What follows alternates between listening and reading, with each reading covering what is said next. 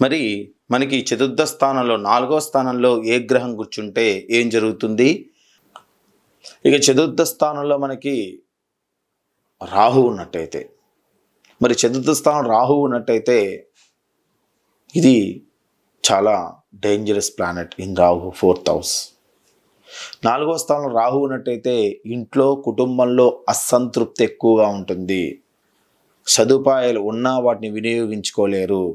తల్లికి, తండ్రికి, భార్యకి ఇబ్బందులు, మూర్ఖంగా ప్రవర్తించడం, ఎక్కువ మంది స్నేహితులు కలిగి ఉండటం, ఆ స్నేహితులు కూడా చెడు స్నేహితులుగా మారటం, ఆ స్నేహితుల వల్ల మోసపోవటం, ఆ స్నేహితుల వల్ల వీరి జీవితం నాశనం కావటం, అదేవిధంగా ఆ స్నేహితులే కొన్ని రకమైనటువంటి అక్రమమైనటువంటి సంబంధాల విషయాల్లో వీరిని తలదూర్చటం, ఇవన్నీ కలగజేస్తూ ఉంటాడు.